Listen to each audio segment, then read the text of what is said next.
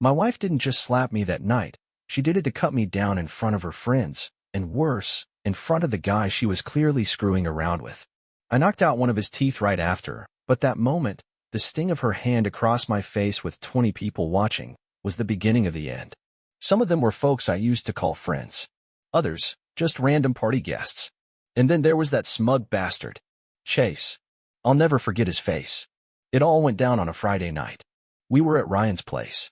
Megan had been dead set on us going. It was his birthday bash, supposedly just a casual night with drinks, some small talk, maybe a bit of karaoke. I wasn't in the mood. Work had kicked my ass that week, and honestly, something about Megan had been different lately. Distant. Cold. She was too damn giddy for what she kept calling a chill night. She spent nearly 2 hours getting ready, changed outfits 3 times, finally stepped out of the bedroom in the short, tight red dress I hadn't seen in years. The kind that hugs every inch of your body and screams, "Look at me." I tried to play it off with a half-joke, asked her if she was trying to impress Ryan or me. She shot back with a glare. "Don't be so insecure," she said. "Maybe try dressing like you're not dead inside for once." Right there. That should have been my clue. The second we got to the party, she vanished. 5 minutes in, and I was left nursing a lukewarm beer with Derek and his wife, nodding through some story about their dog's failing kidneys. All the while, I kept glancing around, looking for her. That's when I saw her, out near the back patio, leaning in close to some guy I didn't recognize. He had the gym rat look, tight shirt, way too much cologne, a watch that probably cost more than his IQ, and the kind of smug confidence you get from doing bicep curls and avoiding books your whole life. Megan was laughing too loud, touching his arm just a bit too long. My gut clenched. Something inside me just knew. I walked over. "Megan," I said, keeping a fake smile on my face. "Aren't you going to introduce me?" She barely glanced my way. "Oh, right. This is Chase. We work out together." Chase reached out like he was doing me a favor. "We've been sweating it out all month," he said, all puffed up and proud. "Your wife's a beast in the gym." "A beast?" I gripped his hand, squeezed it tight. "Good to know." Megan rolled her eyes. "Jesus, can you not act like a weirdo for once?" That was all I needed. I didn't need screenshots or secret texts. Her body language said it all. The way she looked at him. The comfort. The spark. She was having an affair. I tried to keep it together. Walked away. Took a moment to breathe. 10 minutes later, I found them again. This time, they were in the kitchen. Her hand was on his chest. His fingers brushed her jaw like they'd done it 100 times. I snapped. "Megan," I said, loud enough for everyone to hear, "we need to talk. Now." She turned around slow, like I was an annoying waiter interrupting her dessert. "Not now. We're in the middle of a conversation." "You're my wife," I said, voice low but firm. "This is important." She walked up to me, smiling like butter wouldn't melt in her mouth, and then smack, she hit me. Hard. Right across the face. The whole room froze. It went dead quiet. "Don't you ever embarrass me again," she hissed. Chase was grinning behind her like a damn hyena. Someone chuckled. Someone else gasped. I didn't think. I just reacted. I stepped past her and smashed my fist straight into Chase's mouth. Felt his tooth crack under my knuckle. He crumpled onto the counter, moaning, blood gushing from his lip. Everything erupted. Megan screamed. People pulled me back. Someone yelled to call the cops. Chase was curled up, clutching his face. I didn't care. Didn't flinch. I turned to Megan. "You think slapping me in front of a crowd makes you strong?" I said. "All you did was make yourself look pathetic in front of half the city." She didn't answer. Just stood there, breathing heavy, makeup smeared, eyes wild with either rage or guilt. I honestly couldn't tell.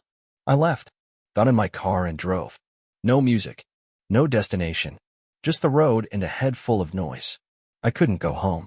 Not yet. That slap wasn't just an insult. It was a message, loud and clear. I don't respect you anymore. I've moved on. You're nothing now. But she had no idea who she was dealing with. The next time we talked, it wouldn't be about fixing things. It'd be about ending them for good. And she was about to find out just how cold I could be. I didn't sleep that night. Parked my car outside this old roadside diner, the kind with flickering neon lights that hum just loud enough to mess with your thoughts. I sat there, staring through the windshield, trying to make sense of it all. My cheek still stung from the slap. My knuckles were raw and bleeding. Every time I moved my hand, the skin felt like it was splitting. But the pain? I welcomed it. It felt real. Honest. Unlike the fake life I'd been living for months. Every moment replayed in my head like some messed up movie, her fake laugh, the way she looked at him like he was her prize, that arrogant grin on his face. And that damn slap. Who does that to someone they once loved? Who turns their husband into a punchline for some sweaty gym fling? Around 3 a.m., I called my brother. I just needed someone, anyone, who wouldn't make me feel like I was losing my mind. He picked up, groggy. "You all right, man?" "No," I said. "She hit me. In front of a room full of people. Then I hit the guy she's been sleeping with." He went quiet. "Where are you?" he finally asked. "By Tommy's diner. Just sitting." He sighed. "Come crash at my place. Don't go home tonight." So I did. When I stepped into his apartment, the look he gave me said it all. I wasn't crazy. I wasn't being dramatic. I'd been betrayed. Next morning, I went back to the house. Quiet. Calm. Like a soldier on a mission. She wasn't there. But her purse was. So was her laptop. I sat on the couch and opened it up. She used to say couples shouldn't have secrets, no passwords, no locked phones. Big mistake. I opened her email. There they were. Messages to someone named Travis W. Not Chase. Travis. So that's why I couldn't find anything when I'd searched before. She'd changed his name in her contacts. I started reading. Last night was insane. I can still feel you on my thighs. I wish I could stay wrapped up in you forever. And the one that crushed me. Ryan's party is perfect timing. He's so dumb, he won't even catch on. Let's humiliate him. Just for fun. Fun. I wasn't her partner. I was her entertainment. A joke in whatever twisted little game she was playing. She turned me into a joke. A prop in her little show, the hot villain playing around with her muscle-brained side piece.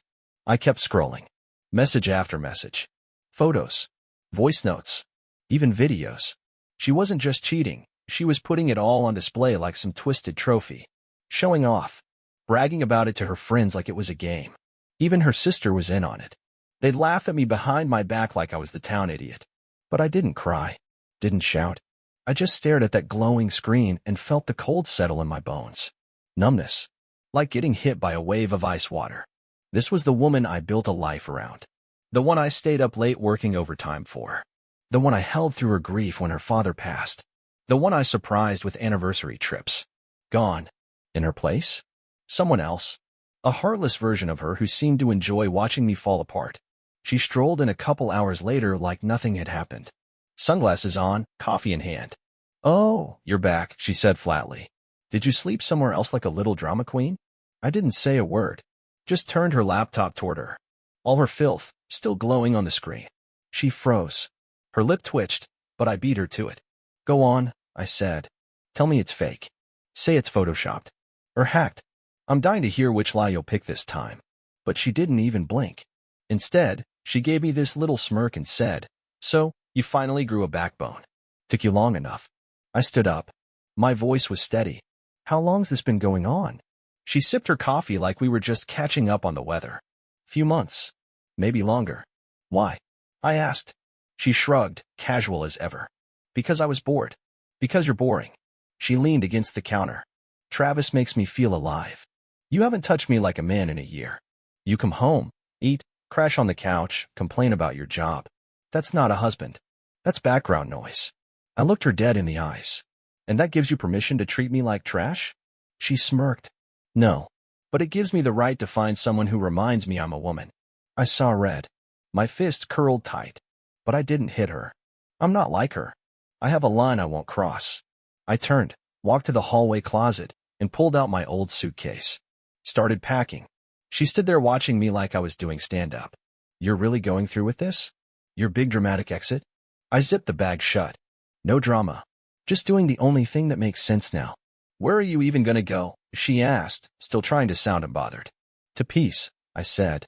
She laughed like she always had the upper hand. "You'll come crawling back. You always do." But she was wrong. Because once a woman decides you're beneath her, the smartest move is to rise without her. I crashed at my brother's place that week. First few nights, I barely slept. Every time I shut my eyes, I saw her face. That smirk. That slap.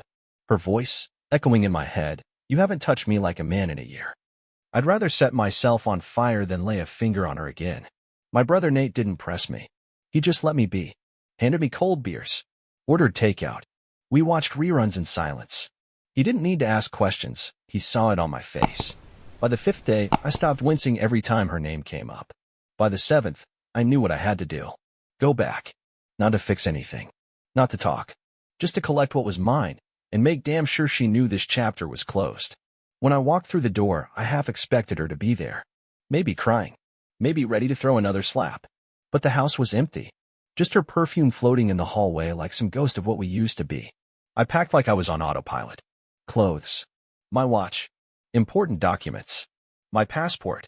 The old guitar I used to play before everything turned sour. I found the little blue box with all the anniversary letters I'd written her over the years, the ones she never even opened. I took one last look around. Our room. The kitchen. The porch where we used to sit and laugh about nothing at all. It was all just a memory now. One I didn't want. Then I saw it. A folded-up note in the last drawer. My name on the front in her handwriting. I should have tossed it right then. But I opened it. If you're reading this, I guess you finally left. Maybe you thought I'd beg. Truth is, we ended a long time ago. You just didn't notice. You're a good man, but good gets boring. You were never dangerous. Never exciting. Travis is not perfect, but he makes me feel something. Hope you find someone who fits your little safe world. I never did. I laughed out loud. Not because it was funny. Because it was sad. One last jab from a woman who couldn't even face me with honesty. Just ink on paper, as worthless as what we become. I tore it in half and dumped it in the trash. Give it the same level of care she gave our marriage, none. As I was walking out, she pulled up in Travis's car. His lips still busted, bandaged but obvious. She wore her sunglasses again, always hiding behind something. Oh, look, she said, the runaway returns. I didn't reply. She crossed her arms. You done with your tantrum? I stepped closer. This isn't a tantrum, Megan. This is the last time you'll ever speak to me like I'm beneath you. Travis chuckled from the driver's seat. You throwing punches again, tough guy? I looked him in the eye.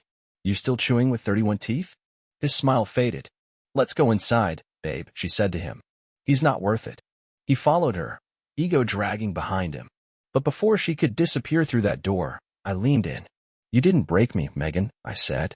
You set me free. She froze, just for a second. Like maybe she didn't expect that. Maybe she thought I'd still be crawling. Still begging. But I wasn't. I turned and walked away. No yelling. No drama. Just me. Finally free. Back at Nate's, I called a lawyer. We filed for divorce that same week. Clean split. No kids. No joint debts. No shared house. I'd made sure of that before we even said, I do. She used to say I was controlling. I called it being smart. She didn't fight it. Probably thought she was getting the last laugh. Let her think it. The real win? Waking up without the weight of her lies pressing down on my chest. No more secrets. No more fake smiles. No more slaps. Just me. Finally breathing. Picking up the pieces. On my terms. For the first time in what felt like forever, I was actually breathing. The divorce moved fast. Too fast, honestly. Almost like she was racing to wipe me from her life before her next Instagram story went live. Within 3 weeks, we had a court date. My lawyer chuckled and said it was the smoothest, most painless split he'd ever seen. Like she couldn't wait to dump you, he joked. I didn't laugh. It wasn't just about the cheating. What hurt more was how easily she walked away. Like 5 years of love, fights, memories, and effort could just be deleted like an old text. And she replaced it all with some sweaty clown named Travis.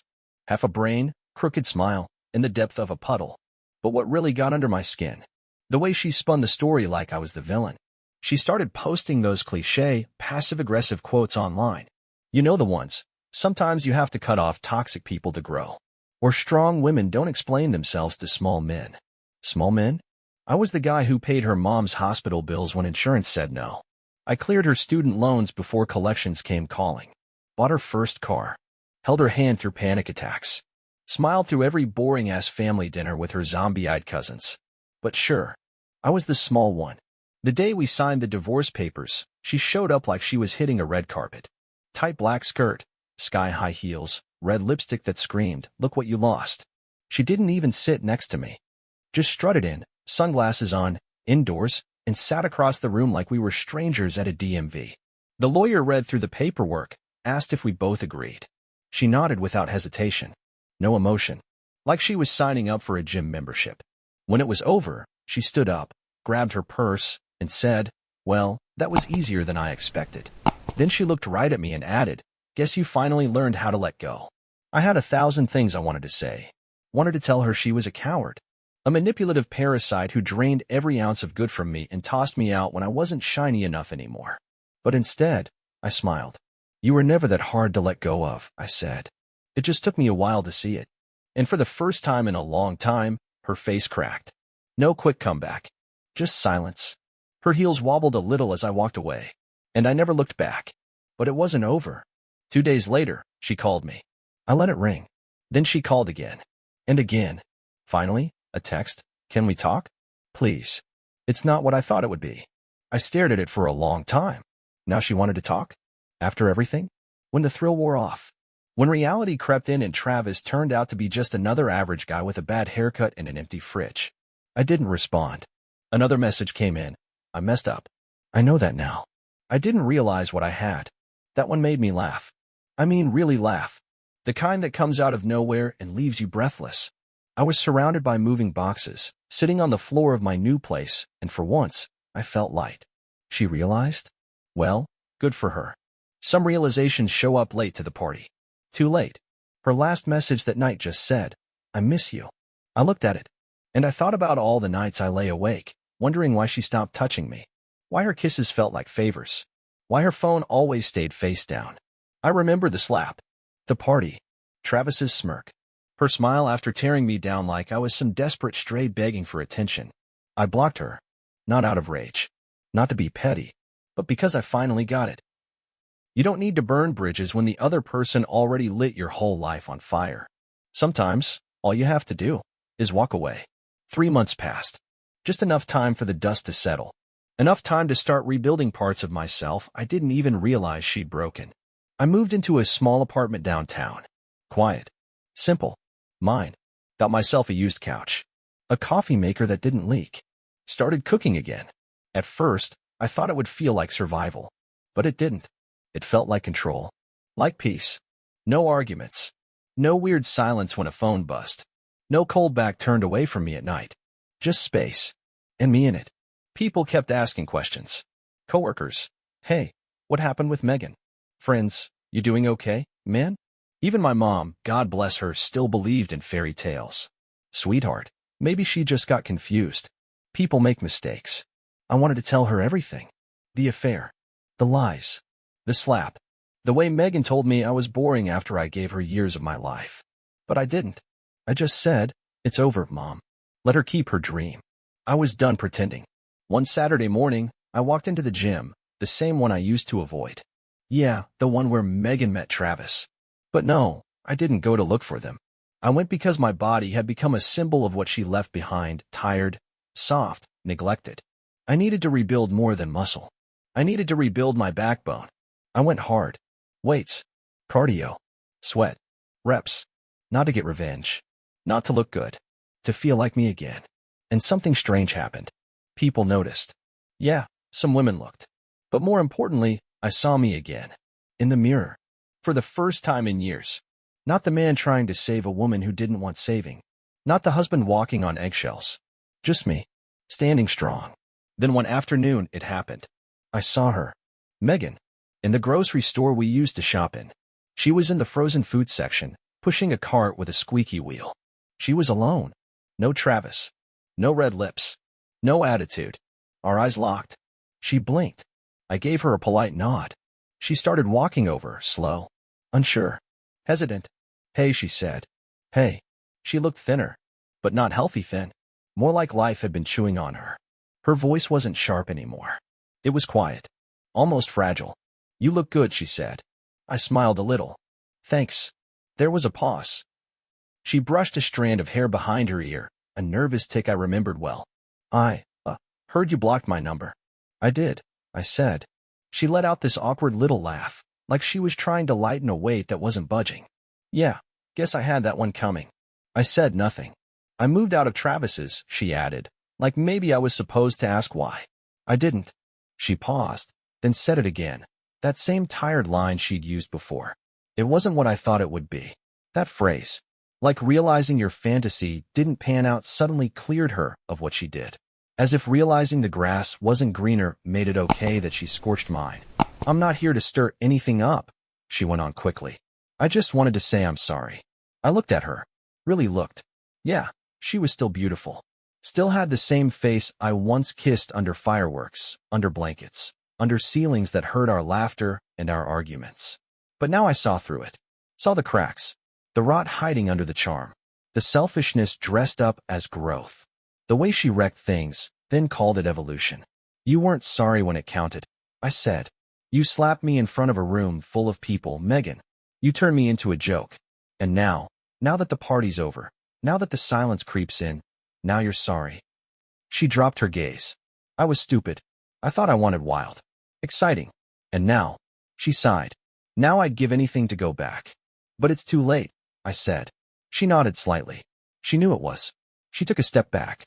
Anyway, I just needed to say that. Take care of yourself. She turned to leave. Megan, I called after her. She stopped. Next time you're bored, try a new book. Not someone's life. She didn't say anything. Just nodded once and disappeared into the background hum of grocery store music and squeaky carts. And me? I picked up a steak. Paid in cash. Went home. Alone. But at peace. Life felt still after that. Not empty, just quiet. Like I'd finally reached the last page of a book, and instead of grabbing for the next, I just let myself breathe. I deleted social media. Didn't check what she posted. Didn't care who she was with, or what motivational quote she slapped under a selfie.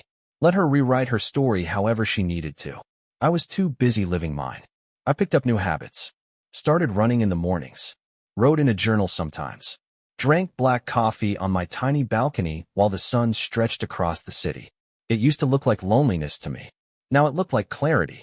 Time to hear my own thoughts again, without someone spinning them into something ugly. Few weeks later, Nate and I hit a local bar. Nothing big. Just two brothers, cold beer, and a break from the echo. That's when I met Sophie. No filters. No flashy dress. No design or anything. Just a green sweater, messy bun, and these eyes that looked like they'd seen everything and didn't need the world's approval. She laughed easy. Spoke honestly. And when I told her I was divorced, she didn't blink. She just asked one thing. Did it break you or build you? I paused. Both, I said. But the building came after. We talked for hours. About music. Books. Dreams you usually keep locked up because they're too weird for daylight. I didn't feel the need to impress her. I didn't wear my pain like armor. I just existed. And she didn't seem to mind. We went out again. And again. She never asked too much about Megan. The one time I brought it up, I just said. She was like poison. Beautiful, sweet, even addictive, but still poison. Sophie just nodded. And you? Still healing? I said. Every day. She smiled. Then you're already ahead of most. That stuck with me. For the first time, I wasn't trying to get over someone. I was finally remembering who I used to be before her. Piece by piece. Yeah, the scars were still there. I hadn't forgotten the slap. The betrayal. The smirk. The silence. But they stopped defining me. They were no longer the headline. Just a footnote. One night, a letter arrived. No name. No return address. Inside was an old photo of me and Megan at our wedding, grinning like we knew what we were doing. And a note. You'll always be my greatest mistake. I hope you find something real. I tore it in half. Not because I was angry. Not because I was bitter. But because I'd already stopped carrying that weight. She could keep her regrets. I was done dragging them through my future. I'd already walked through hell, and she wore that red dress when I did. But now I was heading toward something better. Not perfect. Not shiny. Just real. And that was more than enough. Summer came fast that year. Funny how time warps when you're finally living. Weeks melt into days. And the ghosts that used to greet you each morning, they start to fade. Sophie and I spent those warm months doing all the little things that don't look impressive on Instagram, but feel like everything. Random road trips with no real destination. Midnight grocery runs where we slow danced in the cereal aisle. Burnt dinners that turned into pizza and laughter on the floor. It wasn't perfect. It was messy, but it was real. And never once did I feel like I had to earn my place beside her. I wasn't looking for someone to complete me. I just needed someone who would walk beside me. And she did. One night, we sat on my balcony, watching the sun melt behind the buildings. Sophie sipped her wine, legs curled under her, eyes on me like she already knew what I was about to say. You ever think about how close you came to wasting your whole life? I asked. She didn't flinch. You didn't waste it, she said. You survived it. I smiled. Yeah, but damn. I stayed too long in a place I should have run from. You were loyal, she said. That's not a flaw. It just wasn't deserved. I looked at her. Really looked. She wasn't trying to fix me. She just saw me. As I was. No edits needed. She reached out and ran her thumb across the knuckles on my right hand. The same hand that broke Travis's tooth. The same hand that once shook with anger, now rested, still and calm, in hers. You ever hear from her again? Sophie asked, quietly. Not a word, I said. And I hope it stays that way. And it did. Megan disappeared like an old contact you finally delete. I heard rumors through people I barely talked to, something about her moving, a new guy, then no guy, then quitting her job. But none of it mattered anymore. Because I had finally remembered who I was. And better yet, I liked him. It was like watching smoke try to stay solid. Every now and then, it took shape, but never for long. Sometimes, a memory would sneak up on me. Her laugh echoing across the dinner table. The way she used to draw slow circles on my chest while we watched old movies. That night we danced in the kitchen. No music, just bare feet and a little too much wine. And yeah, those flashes hit hard. But not because I missed her. They stung because I finally saw the truth behind them. Because I realized just how much of myself I'd poured into someone who was only pretending to feel the same. That's the part nobody warns you about. It's not the affair. Not the slap. Not the public humiliation. It's realizing that while you were being real, giving everything, you were just background noise in her performance. Months slid by. Then a year. I didn't mark the date. No bitter posts. No "one year stronger" speeches. I didn't light a candle or raise a glass. I just woke up, made my coffee, kissed Sophie on the shoulder, and went for a run. Because that, right there, is what healing actually looks like. Not fire. Not revenge. Just quiet. Just peace. And eventually, the past stops chasing you. You stop checking your rearview. Stop wondering if she regrets it. If she thinks about you in the stillness of night, staring at a ceiling she once thought you'd share forever. Because the truth is, you stop caring. Completely. And that indifference, that earned, slow-built, beautiful indifference, is the loudest kind of freedom there is. It hit me on a Sunday. One of those soft mornings with light slipping through the curtains, no rush, no noise. Sophie was still asleep beside me, breathing slow and steady, her hand resting on my chest like it belonged there. I lay still for a long time, just listening to the quiet. There was no storm behind my breath. No tension waiting to snap. And that's when I knew. I was done. Not just with Megan. With the story. With the pain. With the mental replays and the what-ifs that used to chew holes in my sanity. I hadn't failed. I'd loved. I'd showed up. I fought like hell to hold something together that, truthfully, was never meant to last. And that's not weakness. That's strength. That's character. The betrayal didn't define me. The slap didn't break me. The lies didn't end me. I'd walked through fire, and I didn't crawl out. I came out standing. Better. Clearer.